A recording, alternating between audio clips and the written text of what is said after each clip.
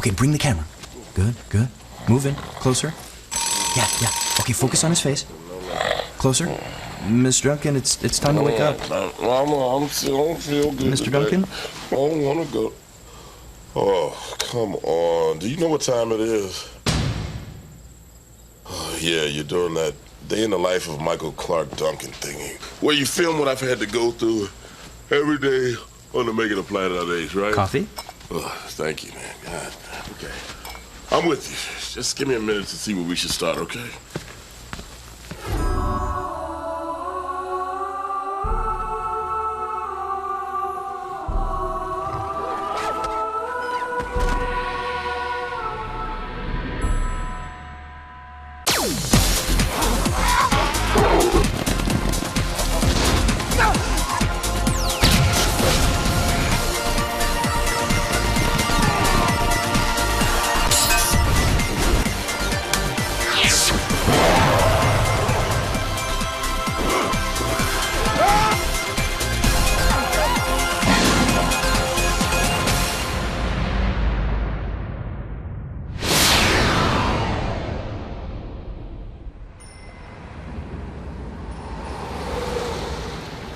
Okay, I guess I'm going to explain what's going on here. It's a little after, 4 a.m., and we're on our way to the Planet of the Apes set. Now, I have to leave every day, early, for 2 reasons. 1, to beat all that crazy LA traffic, and 2, because once I get there, I've still got over 3 hours of makeup.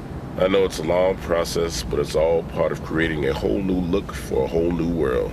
Now, trust me, whatever ideas you had in your head about Planet of the Apes, forget about them. Because this planet is in a whole different solar system. One day they'll tell a story, and some will say it was just a fairy tale about a human who came from the stars and changed our world. Don't want it to be a sequel. It's not a remake. There's something about the material of Planet of the Apes which is very strong, and the idea of sort of reimagining this mythology and just coming at it from a different way and looking at it in a different way was very exciting to me. Mark Wahlberg is our pilot, basically sent up on a space station, and there's a disturbance going on out there. It's sucking up satellite relays, cell phone conversations, TV broadcasts. He set out, it's lost. Hold on, I got a visual. Delta pod abort. Mayday! Mayday! I go out and end up on this planet. When I arrive on this planet, I find thousands and thousands of hostile apes.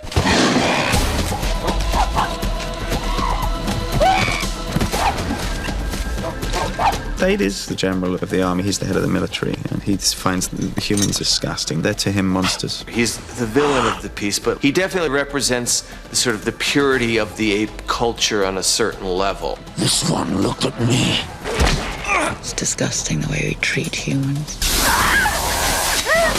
It's our world, but turned upside down. It's ruled by apes, and the humans are treated as beasts, as savages, and slaves. Rise when your master enters. It's a reimagination of that basic idea. What if you walked into a world that was turned on its head, a world that was dominated by apes? Get them out and get them clean!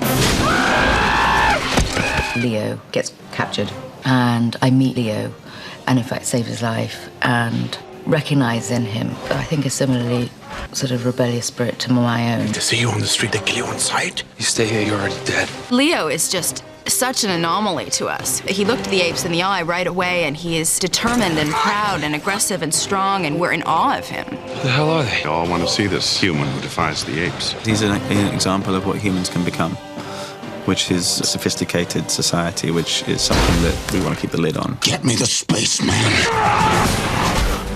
When I see these apes and these gorillas that are talking, I mean, it just doesn't seem real to me. Is there a soul in there?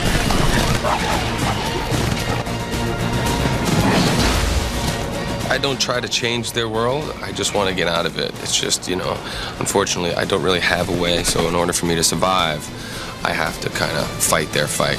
They told me there's no help coming. You came.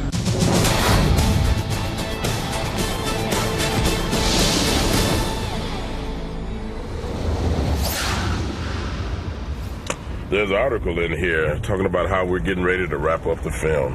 And it goes on to mention some of the more recognizable cast members. Then suddenly it hit me. Most of us aren't recognizable at all, given the fact that so many of us are in ape makeup.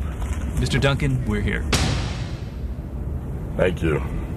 I will tell you this, whether you recognize the name or the face, one thing comes through loud and clear. This cast is dedicated. We'd have to be to endure these type of hours.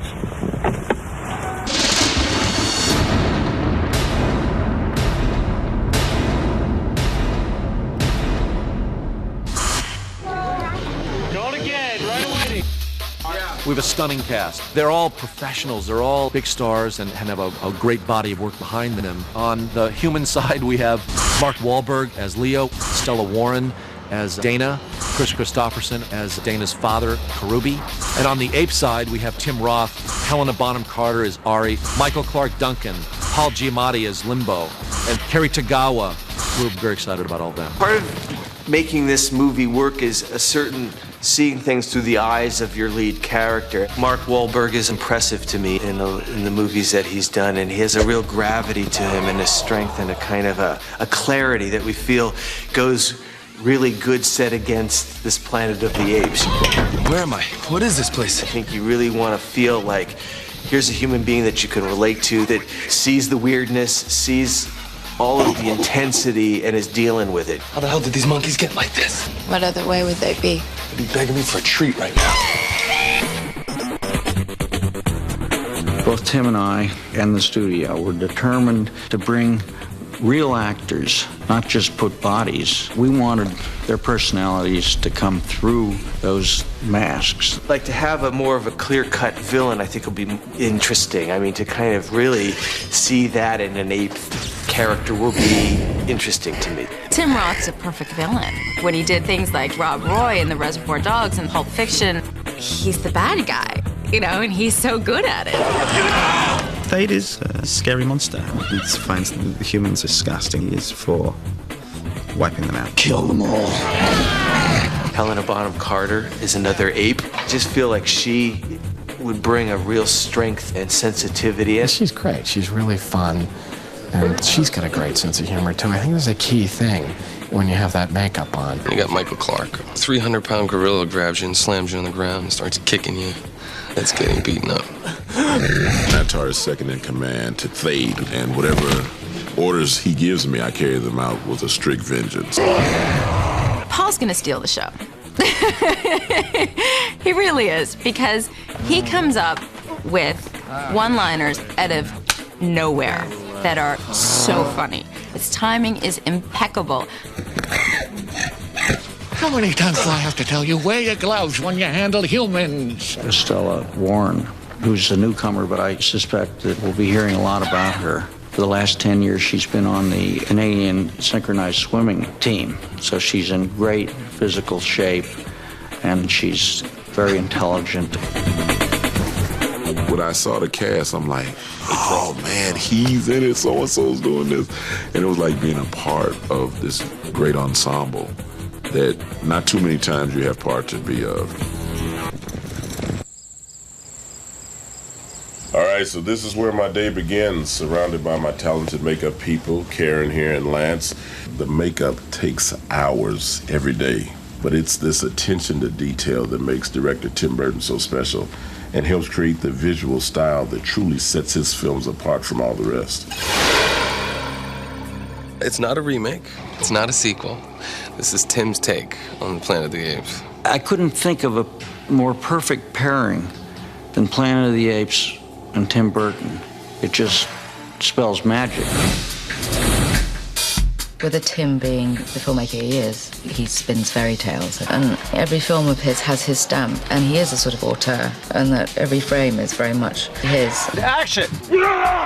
Part of the interest of this is seeing ourselves, seeing people and how we treat each other, how we treat animals, the flip sides of things. So we wanted to see the humanity in ourselves, but from a different way. I think it's fair to call this hostile territory. I mean, obviously he brings the visual sense that he has to it, but a lot of the time those guys aren't necessarily great directors to work with as an actor. But he's great to work with as an actor, and one of the main things is just how much fun he's having. And he communicates that to you, and that's a really important thing, especially when you have a monkey mask on. It's nice that the guy is really right there with you. He's the reason I did it. When they said Planet of the Apes, I was like, oh. And they said Tim Burton, I just say, I want to do it, I want to work with Tim. I met Tim for literally 5 minutes. I said, I'd do anything you want, and I left crossing my fingers, hoping that if he did want me to play the part, that I just wouldn't have to wear a loincloth. That was the only thing I was worried about. Never send a monkey to do a man's job. Tim Burton has put his own spin on it, but Tim just has this weird way of shooting a picture that's really like a genius. That was better. You should like that one. He doesn't say anything that means it's still not right. I don't hear him yet. Great, Michael. That was it. Yeah, Okay, y'all was wrong. That was it. Yeah. At least I gotta say we got lots of good ones because he's too scary to say that any of them were bad. Everybody on this company gets excited when Tim's around. When you see Tim's passion for the story, when you see how much he wants to make the movie and how to make the movie, it makes us excited. It's like a good myth or fairy tale. We're trying to be respectful to the material and get the best out of it and just present it in another way. Hey, it's me again, and as you can see, we haven't gotten very far yet, but it's okay. The other actors and I have been doing this for a very long time. In fact, before production began, we had to go back to school. But it wasn't the type of school you might think with books and pencils and rulers. This was Ape School, and our teachers had an entirely different agenda in mind.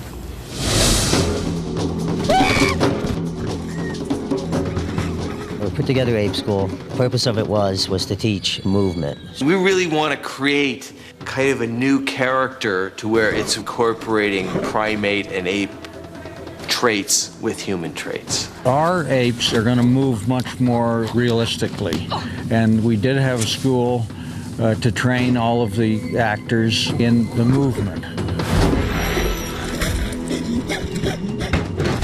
Tim wants the movement to be realistic. So I went and played with chimps, watched apes in the zoo, and just pretended that they were humans in costume and said, okay, what little things are human that they do?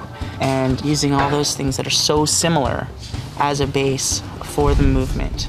Ape training school was 3 days a week. Horseback riding was 3 days a week. We had to learn to walk like apes, get the mannerisms of apes. Anything you can think of, jump, come down the stairs, you have to do this sort of like an ape.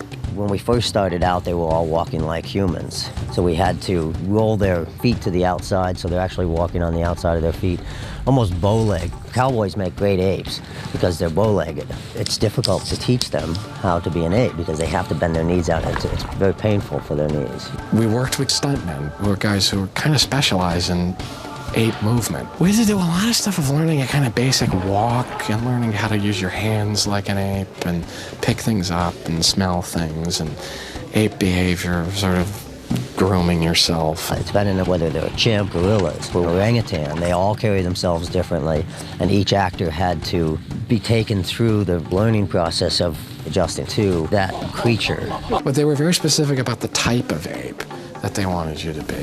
I mean, I'm an orangutan, so they have very specific ways of standing, and they hang from things a lot. Well, the cool thing about Ape School is kind of like a big playground. Come up with as much, ape stuff as you can. The freedom to have that is what makes little special things, I think, happen in the film.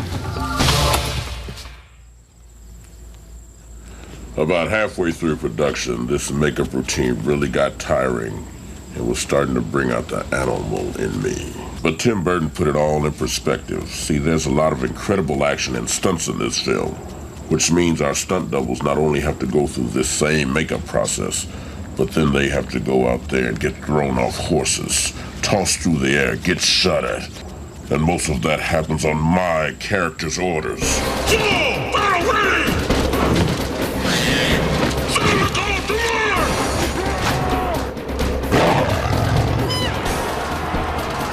We want to make the action quite intense and quite strong and show the strength and agility that apes can have, and that be the energy of it.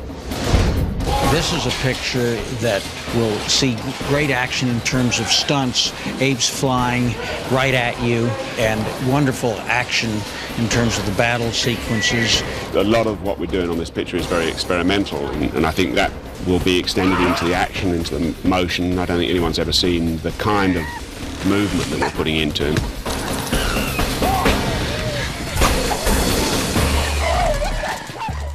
The way a gorilla runs is a gorilla runs on all fours. So we had to come up with a way for these guys to charge into battle. When they get mad, they have to charge, and it has to be real high energy.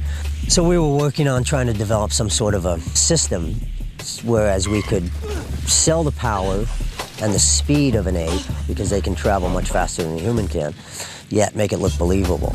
So we've come up with this concept of loping. We've trained some of our best athletes to do that.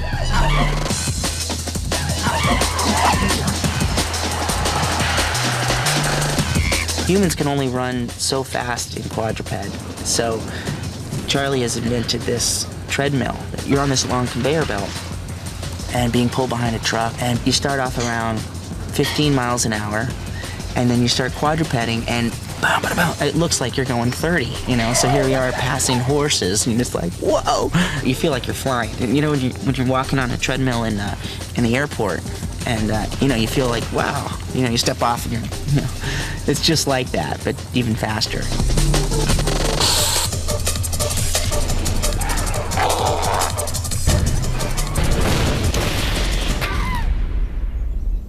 Hour 3. Let me tell you something. After sitting through this process every day, gives me almost all the motivation I need for my character. Hey, what's up, Don? You ready? What's up, Mike? What's up, Mark? What's going on? Coming to get a little makeup? Yeah. Oh, I see. How you doing, man? Yeah, man, I've been here. They picked me up at like 4 o'clock this morning. Really? Yeah, real early call. I got home about 4:30. And you just got here? Yeah. Yeah. So what are you doing? I just woke up about a half an hour ago. That's it, and you're all in makeup already? Yeah, it usually doesn't take this long. Donald, you okay? Oh, man. Come on, man. I gotta put some of this on, too. What, you got the lip balm? Yeah. Oh, you don't want your lips to get cracked now, do you? Nah. Good. That's about it. All right, Mike, I'll see you out there. Oh, yeah, dog. I'm gonna go catch a nap. All right, man. Yeah, all right. You do that, Mark. Donald, hurry it up next time, will you? All right. See, that's what I mean. Some of us had it easy on this movie. But for myself and others like me, I blame Rick Baker and his staff of magicians for all those early wake-up calls. We wanted to keep it actor-driven, performance-based. So Rick Baker has devised these makeups which we feel give the actor a lot more movement. As great as the first film was, I thought we could do better and not just have 300 apes that have exactly the same face, but have 300 apes that are all completely different.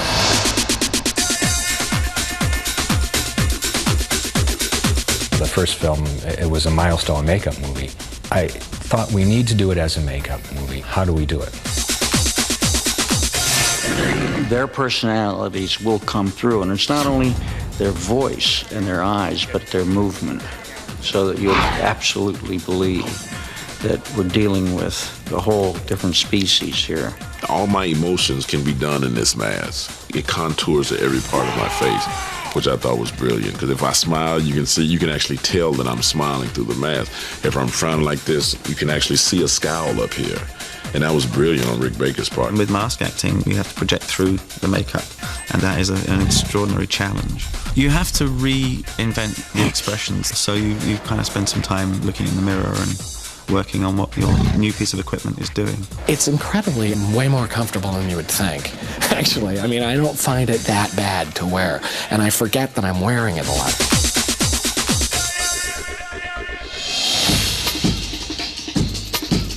I think the size of the makeup and wardrobe in this show is historic.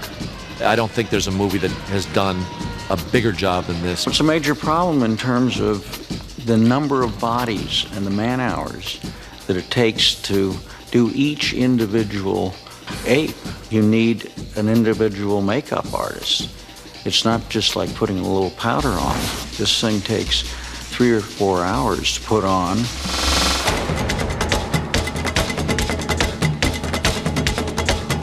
I wake up at 2:30, and I get here about 3.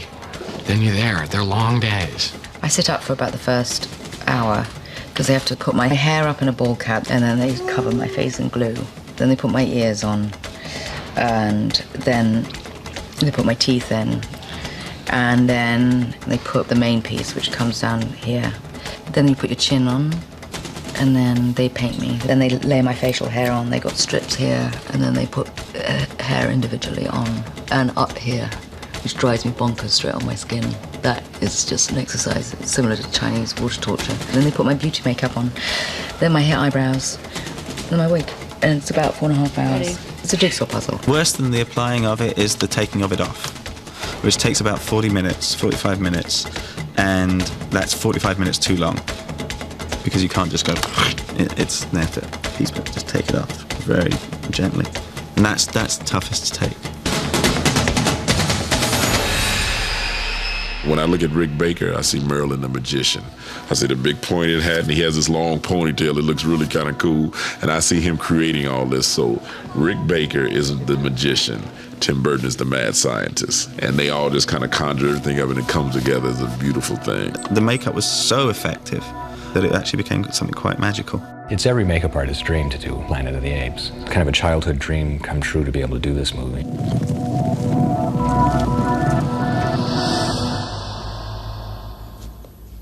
Ah, yes, my armor. It's all the rage this season. And from the looks of things, it ought to be clear by now that what we have here is a whole new planet. From the costumes to the construction of Ape City, the design of this film is truly original.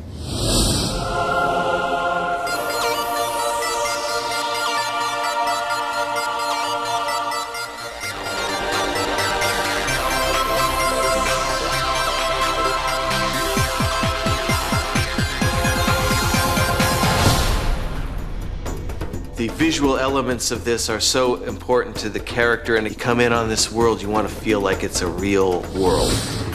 The apes live in what feels like a very ancient environment. It evokes a sense of what we would come to expect from apes anyway, forests and jungles and a primordial landscape. Something that gives a sense of a new and yet an old world at the same time. We started in Lake Powell, involved us all taking boats off to the island. As we approached the island, then you could see Ape Camp, which were about 20 red, huge, sort of weird and wonderfully shaped tents. I remember having a sort of just sense of awe.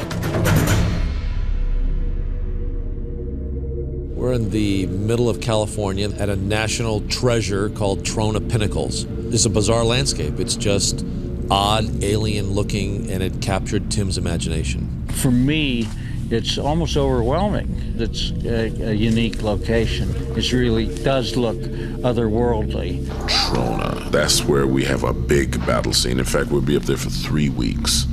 And they say it's very dusty, very cold up there, and that's just going to add to the element of the fight scene. Form the divisions.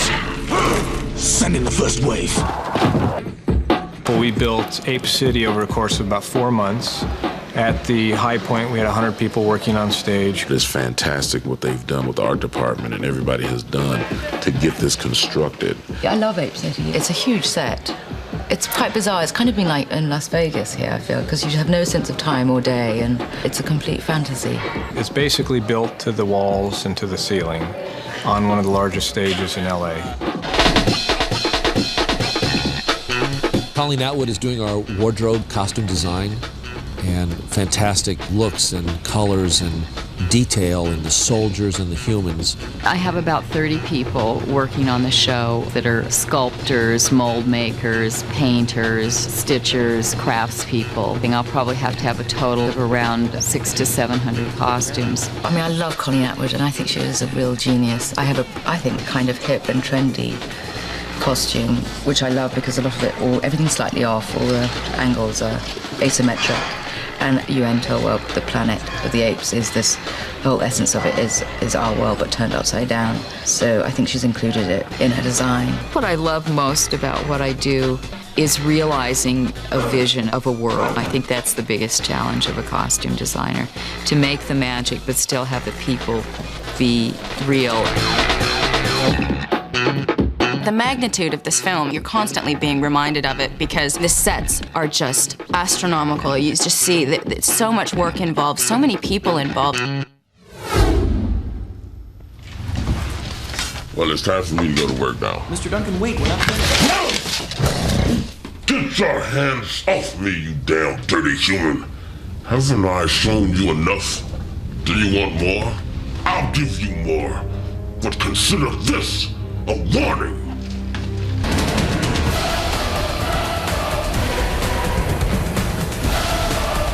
Some humans have escaped. We underestimate this human. Okay, let's go explain evolution to the monkeys.